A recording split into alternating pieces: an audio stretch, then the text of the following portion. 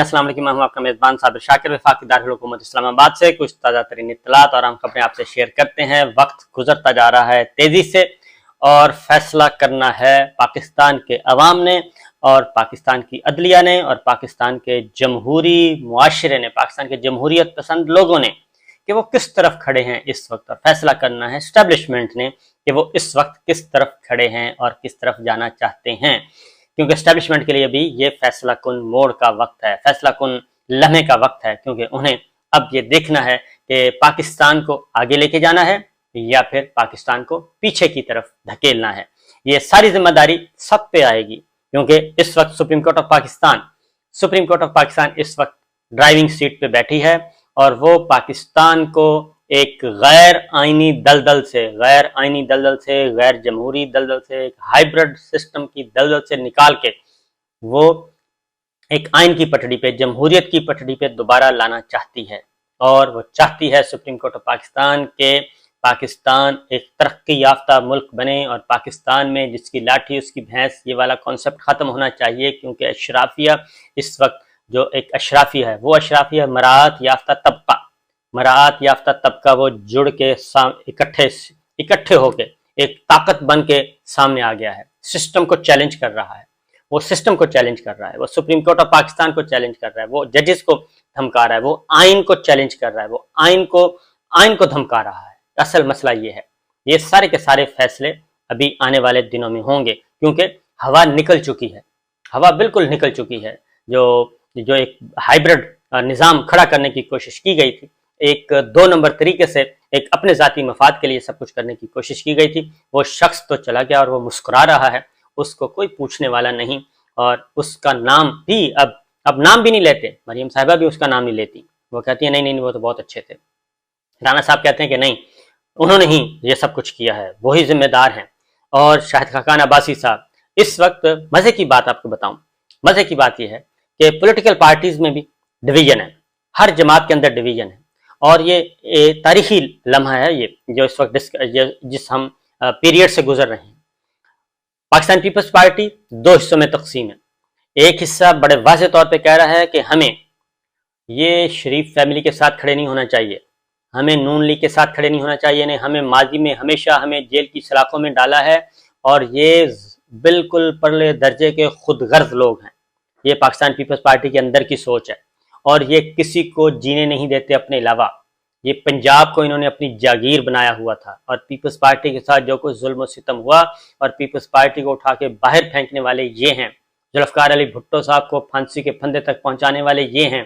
जरदारी साहब को 11 साल जेलों में डालने वाले ये हैं। मोहतरमा बेनज़ीर भुट्टो को पे कीचड़ उछालने वाले ये हैं। और बिलावल भुट्टो, बख्तावर भुट्टो, आसिफा भुट्टो, क्या वो भूल गई उनके बचपन की यादें? ये सारा कुछ मौजूद है, ये सब कुछ मौजूद है। इसलिए वो कहते हैं पाकिस्तान पीपल्स पार्टी के अंदर ये तगड़ी राय है, उसके चौधरी एतजाज अहसन साहब हैं, सरदार लतीफ़ खोसा साहब हैं और बहुत सारे, मुस्तफ़ा नवाज खोखो तो पार्टी छोड़ गए। तो इसलिए बहुत सारी तगड़ी आवाज़ें अंदर अभी मौजूद हैं जो कहती हैं कि इन पे भरोसा मत करें और आगे बढ़ें और इस वक्त जमहूरियत और आइन का साथ दें। ये एक सोच है, बड़ी सोच। दूसरी पीपल्स पार्टी के अंदर सोच है मराद याफ्ता, जो इक़्तिदार के मज़े लूट रहे हैं और वो इक़्तिदार के मज़े लूट रहे हैं और अपने मैच फिक्सिंग की हुई है अंदर ही अंदर। एक वो सोच है, वो कहती है कि नहीं बिल्कुल नहीं, हमें आगे बढ़ना चाहिए, आइन क्या होता है, आइन दोबारा आ जाएगा। हालांकि 1973 का आइन बनाने वाले पीपल्स पार्टी और वो 50वीं सालगिरह भी मना रहे हैं और 50वीं सालगिरह भी मनाई जा रही है। आधी सदी हो गई है, हाफ सेंचुरी होगी। ये खुशकिस्मती है पाकिस्तान की कि एक ऐसा आइन जो कि 50 साल से राइजुल वक्त मौजूद है, कम से कम मौजूद ज़रूर है। एक किताब मौजूद है 1973 का आइन बना, उससे पहले 56 के दस्तूर के साथ हमने क्या किया, 62 के दस्तूर के साथ हमने क्या किया, वो सारे के सारे। 62 का तो खैर था ही एक डिक्टेटर का बनाया हुआ, हम दस्तूर भी खा चुके, आधा मुल्क भी खा चुके और उसके बाद ये अब हम इस हालत में पहुंच चुके हैं, डिफ़ाल्ट के किनारे पे हैं, कोई हमें भीख देने के लिए तैयार नहीं है, हम इस हद तक गिर चुके हैं। तो ये सिचुएशन है, ये पाकिस्तान पीपल्स पार्टी के अंदर की राय है। मुस्लिम लीग नवाज के अंदर के भी 2 ग्रुप्स हैं और वो सिर्फ इस वजह से कि ये शऊर आ गया है लोगों में। 2 ग्रुप्स हैं मुस्लिम लीग नवाज के अंदर भी, और वो भी ये कहते हैं कि जनाब, एक ग्रुप कहता है कि नहीं, हमें आगे बढ़ना चाहिए और जमहूरियत को तक़वियत देनी चाहिए, आइन की बालादस्ती करनी चाहिए, इलेक्शन की तरफ जाना चाहिए, आगे बढ़ना चाहिए। और ये जो हमने आपस में लड़ाइयाँ शुरू कर दी हैं और फिर हम दोबारा एस्टेब्लिशमेंट की तरफ देख रहे हैं और बैसाखियाँ तलाश कर रहे हैं, हमें वो बैसाखियाँ नहीं लेनी चाहिए। और बहुत तगड़ी आवाज़ है मुस्लिम लीग नवाज के अंदर भी, और वो भी कहते हैं कि ये जो वो इसहाक डार साहब पे देख लें, इसहाक डार साहब के साथ जो कुछ किया जा रहा है, पार्टी के अंदर जो कुछ हो रहा है वो सामने, शाहिद खान अब्बासी साहब, मिफ्ता इस्माइल साहब, दीगर रहनुमा, वो सारे के सारे ऐसे हैं। राजा जफर साहब खामोश हैं, बहुत सारे सीनियर लोग खामोश हैं, सरदार मेहताब अब्बासी पुराने लोग छोड़ के जा चुके हैं, वो अपने तहफ़्फ़ुज़ात का इज़हार कर रहे हैं। तो मुस्लिम लीग नवाज के अंदर भी ये सोच मौजूद है। लेकिन एक दूसरी सोच है, वो कहते हैं जो ड्राइंग रूम में जो बैठे मिलते रहे हैं, मलिक अहमद खान साहब हैं, ख्वाजा आसिफ साहब हैं, जुबैर साहब हैं, वो सोच जिन्होंने बाजवा साहब के साथ मिल मिला के ये सारा कुछ किया, वो सोच कहती है कि नहीं जनाब, ऐसी बात नहीं है, हमें अगर स्टैब्लिशमेंट का सहारा मिलता है तो मिलना चाहिए। और फिर जुडिशरी को भी वो उनके भी गिरबान पकड़ रहे हैं और उनके भी गिरबान पकड़ना शुरू कर दिए दोबारा से। लेकिन ये बात बता दूं कि आला अदलिया जो है वो अकेली नहीं है, उसके साथ बहुत सारी ताकत है अवाम की, और अगर कोई हरकत करने की कोशिश की तो मेरा ख्याल है ये वकला तहरीक को भी भूल जाएंगे कि फिर क्या होना है। ये है मुस्लिम लीग नवाज के अंदर की सोच। पाकिस्तान तहरीक इंसाफ के अंदर भी दो आरा पाई जाती हैं। एक राय ये है कि हमें पॉलिटिकल प्लेयर्स के साथ बैठ के आगे बात करनी चाहिए और हमें इलेक्शन की तरफ जाना चाहिए और मिलजुल के अंडरस्टैंडिंग से टेबल पे एक डेमोक्रेटिक लोगों के साथ बैठना चाहिए। एहतसाब और इख्तलाफात, सियासी इख्तलाफ वो अपनी जगह। और दूसरी पीटीआई के अंदर दूसरी राय है, वो कहती है कि नहीं, हम बस बिल्डोज करते जाएं क्योंकि हमारे पास अवामी ताकत है और अवामी ताकत है और इसलिए हमें किसी और चीज़ की ज़रूरत नहीं है। तो मैं समझता हूँ कि ये पीपल्स पार्टी, मुस्लिम लीग नवाज, पीटीआई और उसके बाद जुडिशरी, अदलिया की जिम्मेदारी, उससे पहले स्टैब्लिशमेंट के अंदर भी दो आरा है, स्टैब्लिशमेंट के अंदर भी दो आरा है और उसमें भी यही सोच है। जो मेजॉरिटी है वो ये कहती है कि हमें इस दलदल में नहीं फंसना चाहिए। इस वक्त आईने पाकिस्तान इस वक्त जा रहा है, 2 असम्बलियाँ टूट चुकी हैं और लोग इलेक्शन डिमांड कर रहे हैं। 14 जमाती इत्तेहाद नाकाम हो चुका है, मईशत का सत्यानाश हो चुका है और ये बुनियादी असूल है पूरी दुनिया में कि जब तक सियासी इस्तेहकाम नहीं आएगा, मुआशी इस्तेहकाम नहीं आएगा, पॉलिसियों में तसलसल नहीं होगा, रिट ऑफ द गवर्नमेंट नहीं होगी, रिट ऑफ द स्टेट नहीं होगी, सुप्रीमेसी ऑफ कॉन्स्टिट्यूशन नहीं होगा। क्योंकि इसके लिए ज़रूरी है कि तगड़ा तरीन सियासी निज़ाम हो, सियासी मजबूत हुकूमत हो। अब उस मजबूत दूसरी राय एस्टेब्लिशमेंट की, जो एस्टेब्लिशमेंट के अंदर भी तो बहसें चलती रहती हैं ना, तो दूसरी राय क्या एस्टेब्लिशमेंट की, वो छोटी राय है, वो छोटी बहुत ही, यानी कि इतनी तगड़ी आवाज़ नहीं है, वो कमज़ोर आवाज़ है। वो कहते हैं नहीं, बाजवा साहब कर गए हैं, वो चीफ थे, वो कर गए, उनकी इज्जत बचाना, उनके किए हुए इक़दामात को बचाना, ये हमारा फ़र्ज़ है। ये वो कहते हैं कि वो चीफ थे, उस चीफ को, क्योंकि मुशर्रफ साहब का मिसाल सामने है, तो ये दूसरी सोच है कि हमने बाजवा साहब जो कुछ कर गए हैं उसको कंटिन्यू करें, उसी की कंटिन्यूटी होनी चाहिए और इमरान खान साहब का बिल्कुल जी इनको देखना भी नहीं चाहिए। ये दूसरी सोच है। तो मैं समझता हूँ जो हावी सोच है, क्योंकि ये ज़ाहिर है कलेक्टिव विजडम जो है, कलेक्टिव विजडम, इज्तिमाई शऊर, वही असल चीज़ होती है।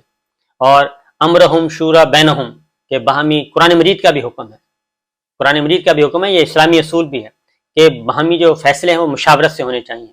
और मुशावरत जब होती है, जो तगड़ी आवाज़ होती है उसकी बात सुननी चाहिए, और वो तगड़ी आवाज़ हो सकता है कि ज़ाती ख्वाहिशात के बरखिलाफ हो, उसकी आवाज़ सुननी चाहिए। और ये उस जो छोटी कमज़ोर आवाज़ है उसको तगड़ा करने की कोशिश की जा रही है, वो अवामी सतह पे भी, क्योंकि पाकिस्तान के अंदर भी जो इस वक्त मेजॉरिटी है, जो तगड़ी आवाज़ है, वो चाहती है कि इंतखाबात हों और मुंतखब हुकूमत आए और मुंतखब हुकूमत आके अमूर ममलिकत संभाले। 2 असम्बलियाँ तहलील हो चुकी हैं, वो आइन और कानून के मुताबिक इलेक्शन की तारीख मांग रहे हैं, इलेक्शन नहीं दिया जा रहा, तारीख नहीं दी जा रही, इलेक्शन नहीं करवाए जा रहे। अब जो कमज़ोर आवाज़ें हैं, पीपल्स पार्टी की कमज़ोर आवाज़ जो कहती है कि नहीं क्रश करना है, मुस्लिम लीग नवाज की कमज़ोर आवाज़ जो कहते हैं कि नहीं क्रश करना है, जुडिशरी की कमज़ोर आवाज़ और एस्टेब्लिशमेंट की कमज़ोर आवाज़। ये कमज़ोर आवाज़ें जो हैं, वो सारी आवाज़ें जो हैं, वो मेजॉरिटी की आवाज़ को, मेजॉरिटी की सोच को, उसको दबाने की कोशिश कर रहे हैं, जो मेजॉरिटी की अक्सरियत की राय को दबाने की कोशिश कर रहे हैं। तो मेरा ख्याल है कि इससे नुकसान होगा, ये जो एक छोटी सोच है, कमज़ोर सोच है, कमज़ोर सोच है तो उस पे अमल रोक देना चाहिए। और जो तगड़ी आवाज़ें हैं और तगड़ी आवाज़ें हैं भी, वो ज़्यादा अपीलिंग आवाज़ें हैं, क्योंकि आइन की बालादस्ती की बात कर रही हैं, जमहूरियत की बात कर रही हैं, इलेक्शन की बात कर रही हैं, आम इंतखाबात की बात कर रही हैं, सियासी इस्तेहकाम की बात कर रही हैं। जब ये सब कुछ नहीं होगा तो फिर ये उसकी रीज़न है, ये टूट फूट इसीलिए। वकला में भी यही है, वकला में भी यही है, सहाफ़ियों में भी यही है, सहाफ़ियों में भी ये चीज़ है। अब इसको मॉनिटरिंग की जा रही है, पॉलिटिकल इंजीनियरिंग हर फील्ड में की जा रही है, पॉलिटिकल इंजीनियरिंग जुडिशरी में भी की जा रही है, और जुडिशरी को भी दबाव में लाने की कोशिश की जा रही है, धमकियों के हल करने की कोशिश की जा रही है। मीडिया पे बाजवा साहब ये हर बार इस्तेमाल कर चुके हैं, और जिस तरीके से किया वो हमारे सामने है, और सियासी मुखालफिन को दबाने के लिए सब कुछ किया जा चुका है। पाकिस्तान तहरीक इंसाफ को क्रश करने के लिए अब तक बहुत कुछ किया जा चुका, और वो एक पॉलिटिकल स्ट्रगल की अलामत बन चुकी है, वो एक पॉलिटिकल एजिटेशन की बात की तरफ जा चुकी है। वो जो सारी विसाखियाँ थी वो सारी ख़त्म हो चुकी हैं, और इससे ज़्यादा और क्या हो सकता है, क्योंकि सियासी तहरीक है, जेल भरो तहरीक। लोग खुद रहनुमा जो हैं वो खुद अपने आप को पेश कर रहे हैं, कारकुन अपने आप को पेश कर रहे हैं और जेलों में बंद हो चुके हैं। असद उमर साहब जेल में बंद है, आजम सवाती साहब जेल में बंद है, और वलीद इकबाल, सेनेटर वलीद इकबाल, मैं बार बार उनका तस्करा करता हूँ, वो जेलों में बंद है, और फयाज चौहान बंद है, जुल्फी बुखारी जिसके बारे में कहा जाता है वो मुल्क ही छोड़ जाएगा, वो बंद है, बेशुमार शाह महमूद कुरैशी साहब वो जेल में बंद हैं।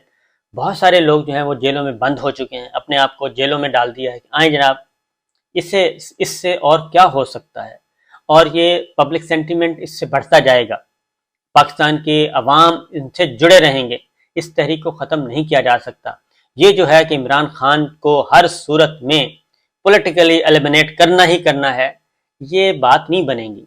नवाज शरीफ साहब को ज़बरदस्ती एलिमिनेट नहीं किया जा सकता, वो मौजूद हैं, आज भी मौजूद हैं, वो आज भी मौजूद हैं, वो जुल्फ़िकार अली भुट्टो साहब मौजूद हैं, मोहतरमा बेनज़ीर भुट्टो मौजूद हैं, इमरान खान साहब तो जिंदा सलामत मौजूद हैं।